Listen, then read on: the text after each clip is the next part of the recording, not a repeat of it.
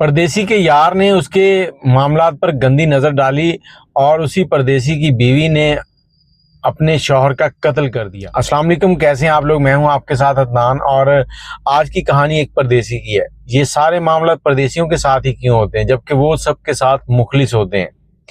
दो दोस्त जिन्होंने तालीम मुकम्मल की, तालीम मुकम्मल करने के बाद दोनों ने छोटा मोटा बिजनेस शुरू किया। तो एक दोस्त ने सोचा कि मैं कहीं बाहर चलता हूँ। उसने घर वालों से कुछ पैसा लिया और वीज़ा लगवाया और सऊदीया पहुंच गया। सऊदीया पहुंचा, वहां पर मेहनत मजदूरी और उसके बाद आहिस्ता आहिस्ता उसने काम सीखना शुरू कर दिया, जो काम वो नहीं जानता था। गाड़ियों का काम सीखा। अब उस काम में उसने इतना पैसा कमाया कि कुछ पैसे घर भेजता और कुछ पैसे वहीं पे अपने पास रखता। और आखिरकार उसने अपने कफील के साथ मिलकर एक वर्कशॉप खोली। उस वर्कशॉप में खुद उस काम को देखता और लोगों को अच्छे से तसल्ली बख्श काम करके देता। उसकी वर्कशॉप जो है वो दिन दुगनी रात चौगनी तरक्की करने लगी। देखते ही देखते जो हाथ मिट्टी में खेलते थे अब वो पैसों में खेलने लगे। इस शख्स ने अपने घर के सारे मामला ठीक किए, नया घर बनाया। घर बनाने के बाद घर वालों से बात की, उनसे कहा कि ठीक है मैं पाकिस्तान आ रहा हूं तो आप दुल्हन ढूंढें। इसकी शादी हो गई। इसकी शादी हुई, उसी छुट्टी के दौरान इसने अपने दोस्त की शादी का भी बंदोबस्त किया, उसकी भी शादी करवाई। अब ये शादी करके वापस आ गया। वापस आया तो इसने अपने दोस्त को फोन किया, कहता यार मैंने जो करना था वो कर लिया, अब हम दोनों मिलकर कुछ अच्छा करेंगे। उसने कहा ठीक है। इसने कहा कि ऐसे करना है कि हमने अब कोई बिजनेस करना है, जो भी पैसा होगा घर में सिर्फ जरूरत के पैसे भेजा करूंगा, बाकी पैसा तुमने लेके इधर उधर बिजनेस में लगाना है। हम एक अच्छा सेटअप करेंगे, उसके बाद मैं सऊदीया छोड़कर पाकिस्तान आ जाऊंगा। अब ये वहां से पैसा कमाता, कमाकर दोस्त को भेजता और जो घर का राशन पानी वो सारे का सारा दोस्त को कहता कि घर दे आओ। और दोस्त भी इंतहाई शरीफ, वो इसके घर जाता, उसने कभी इसकी बीवी की तरफ आंख उठा के नहीं देखा। जो भी सामान होता घर पहुंचाता, पहुंचाकर भाभी जी मैं चलता हूँ, कोई और काम है तो बताइएगा। बेगम भी बड़ी खुश इसकी कि बहुत अच्छा दोस्त है। ये भी खुश कि मेरे घर के काम भी हो रहे हैं। और इन्होंने पहले आलू का बिजनेस शुरू किया, फिर चावल लिए वो सेल किए, फिर आहिस्ता आहिस्ता जब काम बढ़ा तो इन्होंने सोसाइटी में मकान लेने शुरू कर दिए। कोई 8-10 मकान ले लिए, कुछ और बिजनेस में पैसा डाल दिया, मार्केट में पैसा ही पैसा, और इनका दोनों का नाम चल रहा था। और जो पाकिस्तान वाला दोस्त था वो इसके पैसे के ऊपर अय्याशी भी कर रहा था। कि कहते हैं ना कि एक ते चौपड़ियां दोस्तियां दो दो ओदा ए हिसाब होया सी। अब काफी टाइम गुजर गया, इसने उससे कभी हिसाब किताब मांगे नहीं। इसने कहा यार दोस्त है, कोई बात नहीं, 2 नंबर नहीं है, अच्छा है। अब इसके गुर्दे के अंदर दर्द होने लगी। इसने टेस्ट करवाए तो टेस्ट के अंदर इसके गुर्दे के अंदर पथरी आई। अब ये अपने कमरे में लेटा हुआ तो इसके कुछ दोस्त आए जो कि सऊदीया में इसके साथ होते थे। उन्होंने आके कहा कि यार तुम ऐसे करो, कुछ अरसे की छुट्टी लो और पाकिस्तान चले जाओ, वहां जाकर इलाज करवाओ, क्योंकि यहाँ का जो इलाज है वो बहुत महंगा है और यहाँ हमें समझ भी नहीं आती कि ये लोग क्या करते हैं क्या नहीं करते। चलो वहां डॉक्टर की समझ तो आती है ना वो क्या कह रहा है। तो उसने कहा ठीक है, छुट्टी लगवाई, ये पाकिस्तान आ गया। पाकिस्तान आया, उसने दवाई शवाई लेनी शुरू की और कुछ दिन तो घर पे गुजारे। फिर बेगम को कहता यार मैं कैसे ऐसे पड़ा रहूंगा घर पे, ऐसे है कि मैं उसके पास जाता हूँ, उससे कुछ पैसे लेता हूँ और कोई कारोबार शुरू करता हूँ खुद से। अब ये दोस्त के पास गया, उसके पास बैठा, चाय शाय पी। चाय शाय पीने के बाद उसने कहा यार कैसे आना हुआ? कहते यार ऐसे आया हूँ कि मुझे ना तुम 1 करोड़ रुपया दे दो, बाकी का हिसाब बाद में करेंगे। अब ये पैसे लेके ना मैं कुछ ऐसा करना चाह रहा हूँ कि जो मेरी फैमिली के लिए बेहतर हो। अब ये दोस्त देख रहा है कि मेरे पास पैसे तो है ही नहीं कैश, जो पैसा कैश होता था वो मैंने उड़ा दिया, कुछ पैसा जो बचा हुआ था वो मार्केट में लगा हुआ है, तो इसका क्या करूं? अब बातें हो रही थी। उसने कहा अच्छा चलो पैसों का तो छोड़, मुझे लग रहा है तू कुछ बीमार है, तुम्हारा चेहरा उतरा है। इसने कहा यार हाँ मेरे चेहरा जो है ना उतरा है, मेरे गुर्दे में पथरी है, बताया तो था तुम्हें, और वो बहुत तकलीफ देती है। अब उसने कहा अच्छा यार वो गली की जो नुक्कड़ पे बाबा बैठा है वो पथरी की दवाई देता है और पथरी 2 खुराकों में निकल के बाहर चली जाती है, तो तुम बैठ, मैं उससे पथरी की दवाई पकड़ के लाया, 1 खुराक अभी खाएगा तो 1 शाम को खाएगा तो ठीक हो जाएगा। इसने कहा अच्छा चलो ठीक है ले आओ। अब वो गया, वहां से उसने पथरी की दवाई ली, ला के 1 पुड़ी इसको दी, इसको कहा ये ले अभी खा ले। इसने खाई और उसको कहता यार अच्छा अगर तुझे लगे ना कि कोई असर हो रहा है तो तूने दूसरी पुड़ी अभी खा लेनी है।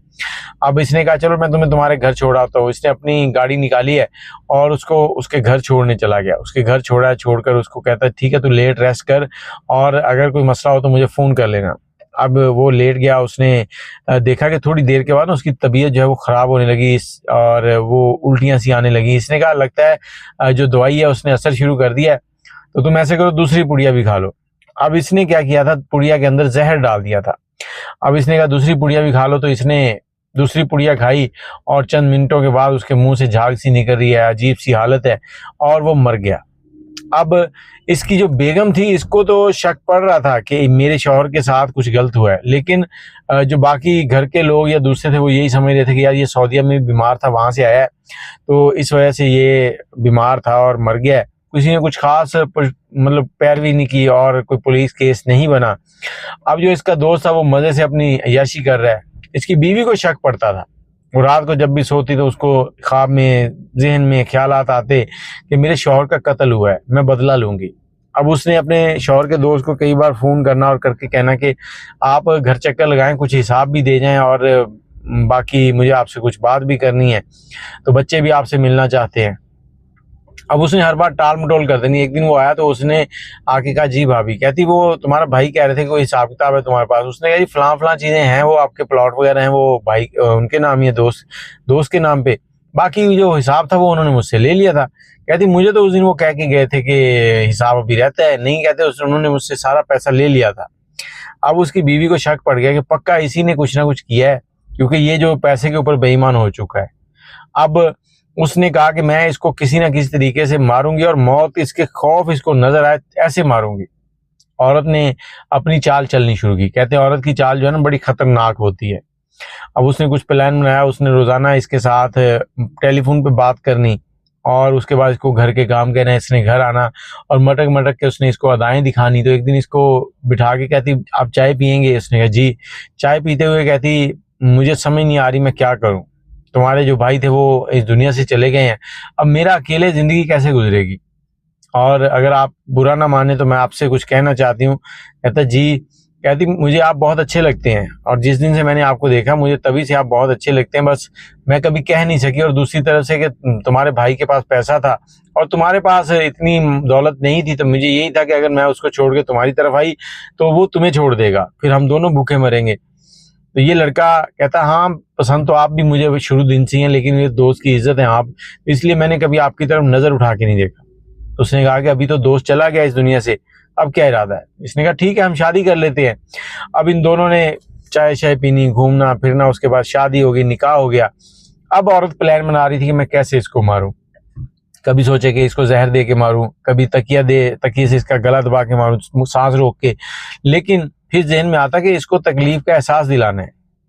अब एक दिन ये रात को बैठे हुए थे, इसने अपने शौहर से कहा कि देखो मुझे तो अपना शौहर वैसे ही पसंद नहीं था, अजीब सा था, और तुमने बहुत अच्छा किया जो उसको मेरे रास्ते से हटा दिया, अब हम दोनों इकट्ठे हैं। ये एकदम से हड़बड़ाया और परेशान हो गया कि ये क्या कह रही। कहता नहीं ऐसी कोई बात नहीं है। उसने अपनी चिकनी चौपड़ी बातें इसको सुनाई। अब तो आप मेरे शौहर हैं तो क्या छुपाना है आपने, आप ही ने उनको मारा है। आखिर वो मान गया। जब वो मान गया तो वो इसने मोबाइल पे रिकॉर्डिंग लगा रखी थी कि इस तरह से इसने मेरे शौहर को कत्ल किया है, मतलब उसने सारी कहानी बताई। अब इसका गुस्सा और तेज हो गया। वो जो रिकॉर्डिंग थी ये रोजाना सुनती।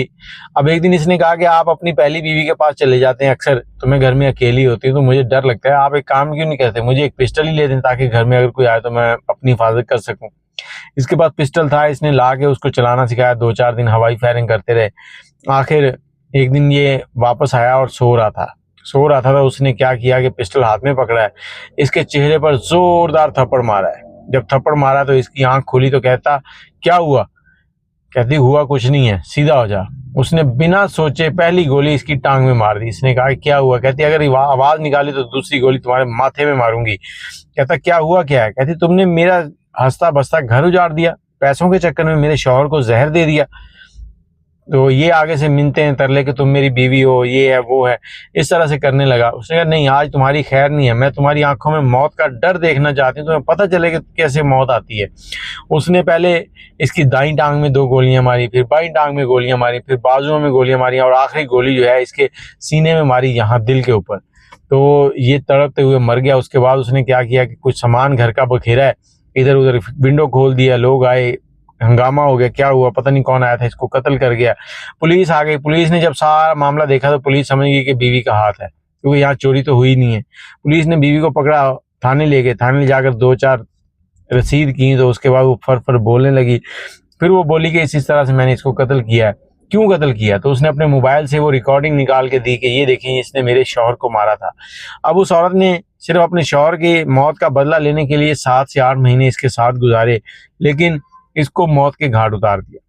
और मैं यहाँ पर यही कहना चाहूँगा कि आप अपने रुपया पैसा अपनी आमदन जो है अपने तक महदूद रखें, दूसरों को ना दिखाएं। और इसका शौहर जो है उसकी मौत की वजह उसका पैसा बना है और उसका दोस्त बना है। अब इस औरत को पुलिस ले गई, केस चला, उस लड़के की पैरवी उसके घर वालों ने नहीं की। इसका केस जो है कमज़ोर था क्योंकि उसने भी कत्ल किया हुआ था, इसने अपना बदला लिया था, तो इस सिलसिले में इसको कुछ वक्त के लिए सज़ा हुई है और ये बाद में छूटकर बाहर आ गई। अब पूरे इलाके में इसका दहशत है कि इसने अपने शौहर के कातिल का बदला लिया था, तो लोग इसकी बड़ी इज्जत करते हैं। लेकिन फिर वही बात के परदेशियों के साथ ही ऐसा क्यों होता है? परदेशी तो सबका ख्याल रखते हैं और हम परदेशियों के साथ इस तरह के सलूक करते हैं। अपनी राय कमेंट में ज़रूर दीजिएगा। मुझे इजाज़त दें, दुआ में याद रखिएगा। अल्लाह हाफ़िज़।